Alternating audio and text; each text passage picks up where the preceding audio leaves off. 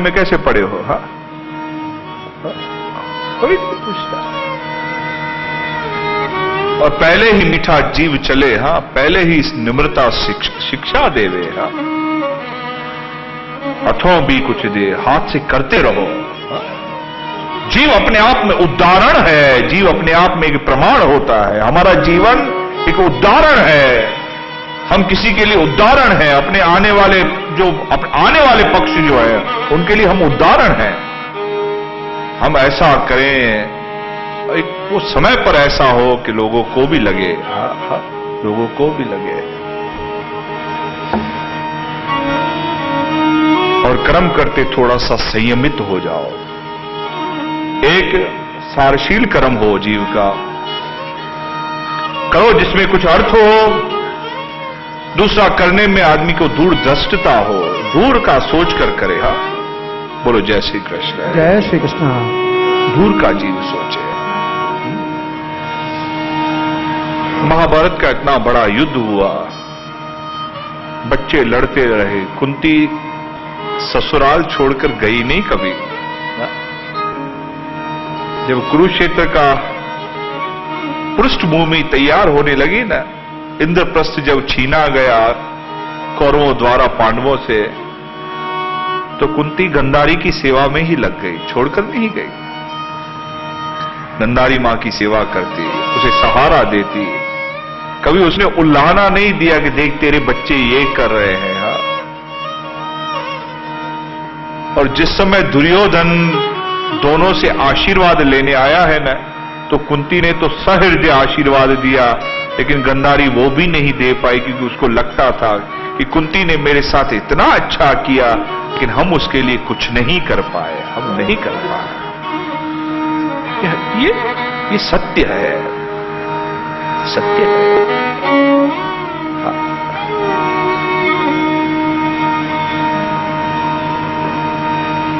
ये दूरदृष्टता है, किससे संबंध बिगाड़े। हाँ,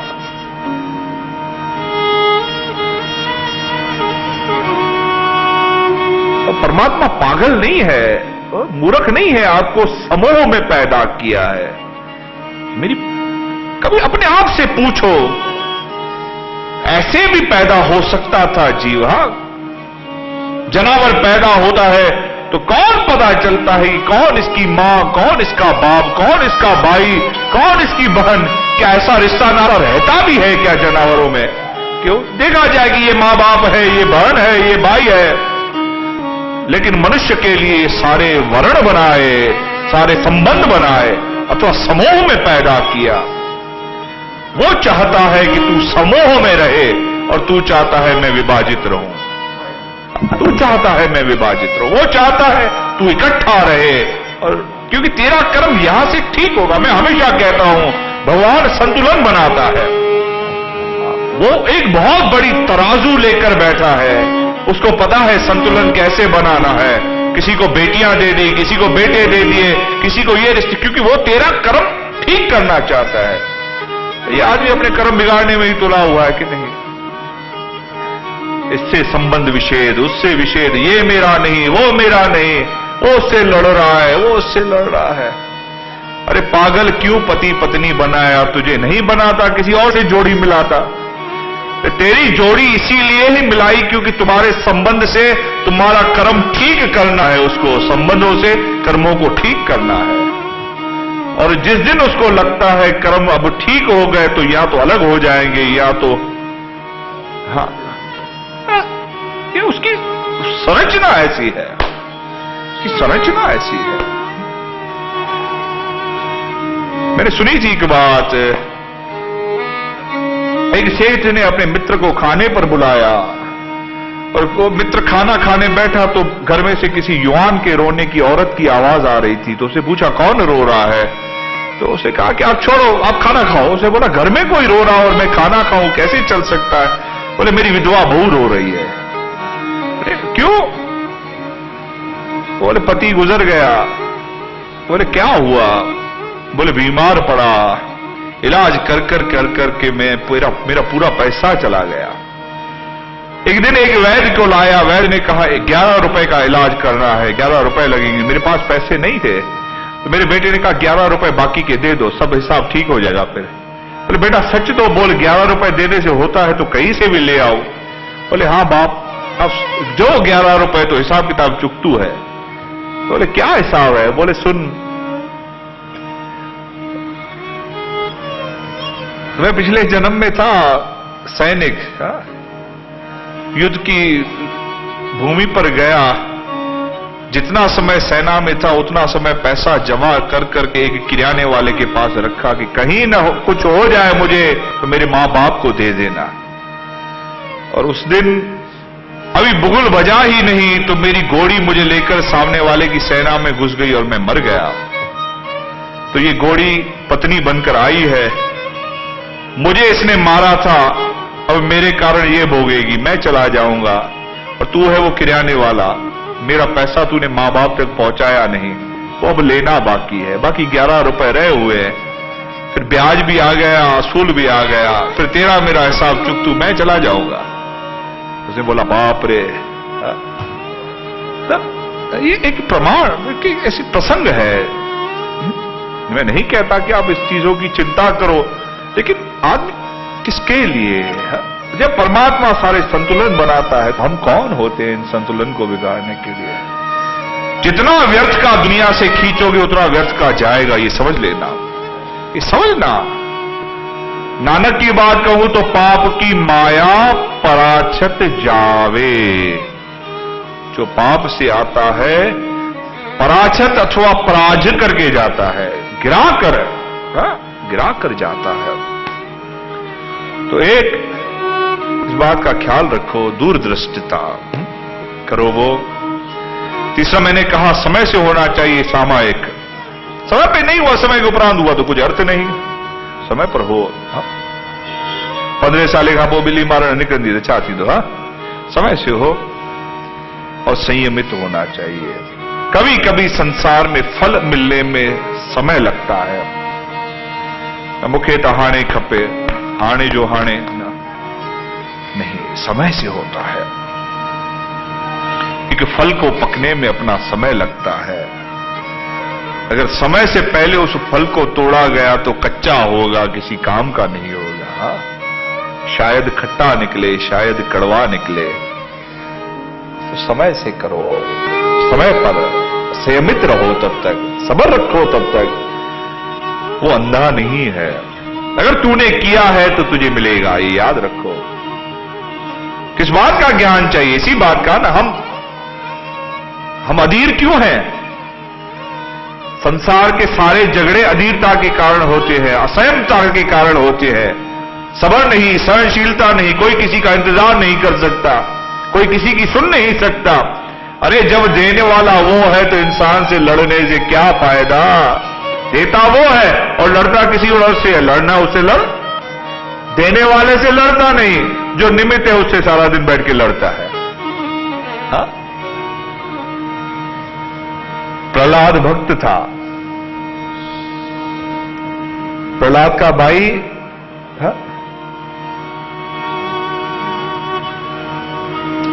गंधर्वों से युद्ध करते हुए मर गया।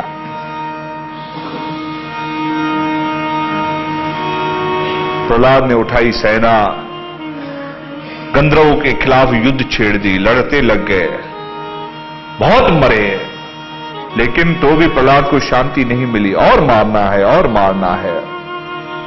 मनु महाराज आए पर दादा, बोले प्रहलाद क्या कर रहे हो बेटा? बोले पितामह गंधर्वों से बदला ले रहा हूं। बोले क्या किया गंधर्वों ने? बोले मेरे भाई को मार दिया। बोले प्रहलाद तू तो भक्त है, तू इतना कह दे, तेरे भाई को तेरे गंधर्व ने मारा कि तेरे काल ने मारा? किसने मारा? उसका काल नहीं होता तो वो मरता, तो क्यों तू उसको मारता है? गंधर्व तो निमित्त है ना, मारना है तो जाके काल को मार, इसको मारने से कुछ अर्थ नहीं है। आज से बेटा ये निर्णय ले ले कि तेरी युद्ध काल से होगी, निमित्त से नहीं। जीतना है तो उसको जीत। प्रहलाद समझ गया कि आज्ञा हुई है कि जीतना है तो उसको जीत, काल से परे होकर दिखा। इनको मारने से क्या है। तो जीव किससे लड़े? थोड़ा सा संयम होना चाहिए, सबर करो कर्म में, और अंत में कर्म अर्पित होना चाहिए। करो तो अर्पण कर दो। अर्पण का अर्थ ये नहीं कि करो तो अहम हो, करो तो अर्पण। मैंने किया मुझे मिलेगा, मैंने किया मुझे मिलेगा, और कराने वाला वो है, मैं कौन हूं। वो चाहता था मैं करूं तो मैंने किया, नहीं मैंने ही किया है। नहीं, ये मेरा अर्पण नहीं दे दिया।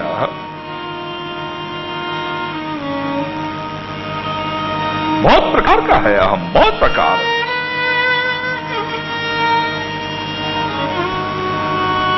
छोड़ दिया तो भी कहता है आदमी कि मैंने छोड़ा है। अरे छोड़ दिया तो अब क्या मैंने छोड़ा है? छोड़ दिया, लो मैंने दान दे दिया। अरे दे दिया ना, अब क्या, अब किस बात का? दे दिया, अब वो तेरा नहीं रहा।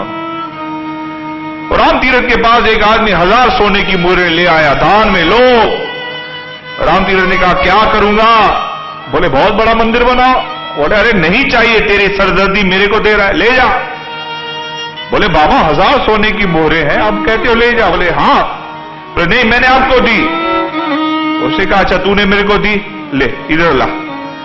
अब मैंने हाथ लगाया, जा गंगा में डाल क्या क्या?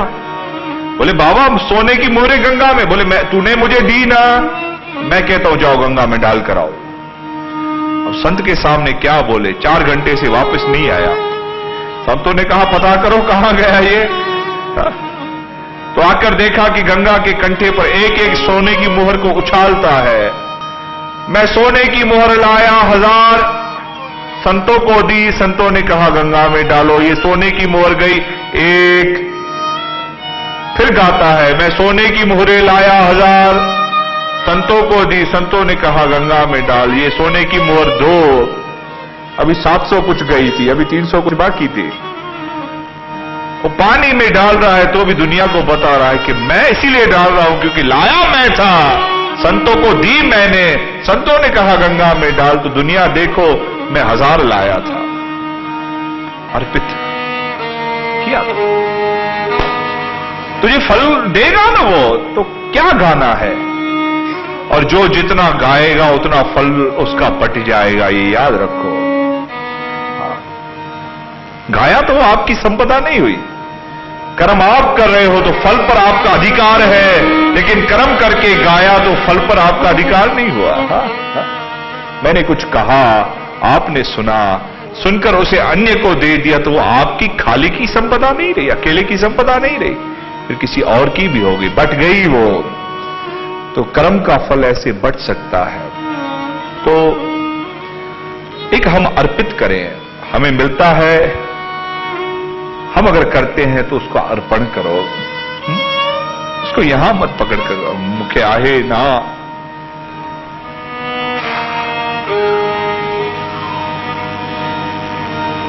भर्तृहरि बैठा था शमशान में, भूख लगी, वैराग शतक लिख रहा था, तो मुर्दे के साथ कुछ चावल आए, उस चावल को ही मुर्दे की हंडी में पकाया, वही जलते हुए मुर्दे की अग्नि के ऊपर उसको खाने को बैठा है। तो देवी ने कहा कि भगवान इससे ज्यादा वैरागी और कौन हो सकता है, राजा था, सब कुछ छोड़ा था। तो भगवान शिव ने कहा ये वैरागी नहीं है। बोले ये वैरागी नहीं तो कैसा वैरागी है? बोले चल तो दिखाता हूं। रूप बदल कर आए, भर्तृहरि को कहा भूख लगी है मुझे कुछ दो। भर्तृहरि ने वो खाना दे दिया, कहा प्यास लगी है मुझे दो, तो पानी दे दिया। तो भगवान ने पूछा रूप बदल करके, मुझे दे दिया तो आपको? आपने मुझे दे दिया तो आपको? बोले तू जानता नहीं मैं कौन हूं। बोले कौन हो? बोले मैं वो भर्तृहरि हूं जिसने राज्य छोड़ा, ये चावल छोड़ना कौन सी बड़ी बात है। बोले बस यही गया, तू यही गया, क्योंकि तू राजा था ये अभी भी तुझे याद है, तूने छोड़ा है ये अभी भी तुझे याद है, उसकी अभी तक तेरे भीतर से गई नहीं। अभी तू ये जानकर छोड़ता है कि मुझ में छोड़ने की ताकत है, मैं कुछ भी छोड़ सकता हूं। तो ये मेरा कर्म अर्पित होना चाहिए। मेरा यहां पर जो 3 दिन का ये सत्संग रहा, मैं अब अपनी बातों को यहां पर समाप्त करने जाऊं तो संतों से हमारा जो संपर्क है, सत्संग में हम जो आते हैं, तो ये ज्ञान की यात्रा है। हम अपना ज्ञान बढ़ाएं।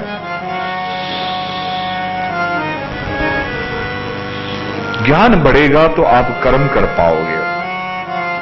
ज्ञान से होता है कर्म और कर्म से होता है सन्यास। अगर मैं गीता कहूं तो गीता स्पष्ट कहती है कि 4 यहां पर योग है। पहला योग होता है ज्ञान, उसके बाद कर्म, फिर तीसरा होता है सन्यास, फिर चौथा अपने आप में योग हो जाता है। 4 फल। तो जीव की गृहस्थ में सीधी सी यात्रा ज्ञान यात्रा होती है। जीव को समझ होगी तो करेगा ना।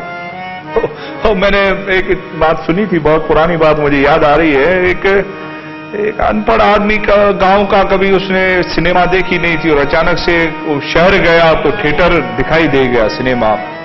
तो किसी से पूछा ये क्या है? बोले सिनेमा है। बोले क्या होता है? बोले यहां पर चलचित्र, जीवंत चित्र होता है। बोले अच्छा। बोले क्या करना पड़ेगा? बोले खिड़की में पैसा दो और टिकट लो, अंदर जाओ। तो खिड़की में पैसे दिए। बोले कौन सी टिकट चाहिए, आगे की कि पीछे की? तो उसने पूछा आगे का कितना, पीछे का कितना? तो उसने कहा आगे का 1 रुपया, पीछे का 2 रुपया। तो बोले वाह, पागल लोग हैं शहर के। आगे हम तो वहां पर गांव में आगे बैठते तो बहुत पैसा देकर बैठते हैं। तो बोले ठीक है, मूर्ख है। 1 रुपया दिया, पहली सीट ले ली, बिल्कुल आगे आगे की।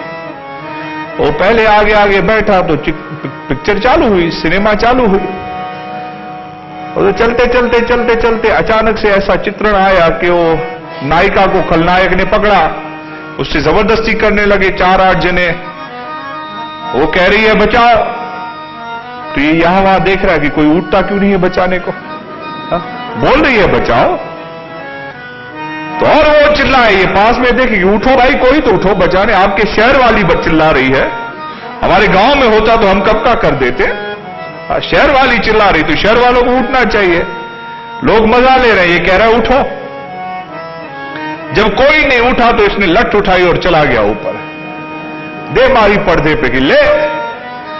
अब दुनिया ने पकड़ के इसको मारा कि अरे पागल, चुपचाप बैठ, पिक्चर भी देखने नहीं देता। बोले यार अच्छा बोला, तुम्हारी औरत को बचाने जा रहा हूं, मुझे ही मार रहे हो। अरे निकालो इसको बाहर, ये लायक नहीं, निकालो।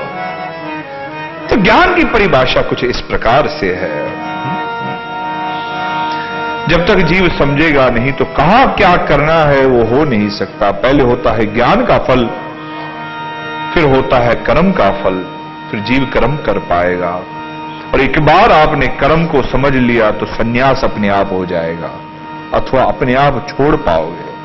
दुख नहीं होगा छूटते कुछ भी, किसी बात को छोड़ते अरमान नहीं होगा, त्याग करते हुए अरमान नहीं होगा। हाँ? और एक बार आप त्याग कर पाए तो वो परम योग आपसे दूर नहीं। हाँ, मैं सीधा योग कहूं कुछ अर्थ नहीं बनता। भगवान ने स्पष्ट कहा है कि तू धीरे धीरे धीरे धीरे योगी बन। योग का अर्थ होता है जो उपयोग में आया उसे सहज उसने अपनाया, ये योग होता है। जो उपयोग में आया, तो हम और आप जो सत्संग सुनते हैं या करते हैं, तो अपनी बुद्धि को बढ़ाओ, अपने भीतर के विचारों को प्रपक करो। सुनने में आपने बहुत कुछ सुना होगा, लेकिन उसे धीरे धीरे धीरे समझो और धारण करो। धारण करके उसे अपने जीवन में लाओ। हमारा उद्देश्य ये नहीं कि हमें सिर्फ हरि गुण गाने हैं, ये मत समझना कि संतों का उद्देश्य सिर्फ इतना ही होता है कि हरि गुण गाओ। हाँ? संभव नहीं है, या वो संत नहीं है। श्री रामकृष्ण परमहंस के पास कोई आदमी आया, कहा कि मुझे भक्ति चाहिए। तो उसने कहा कि जा संसार में अपने जो परमात्मा ने तेरे ऊपर जो जिम्मेदारियां की है उसको पूरा करो। गृहस्थी को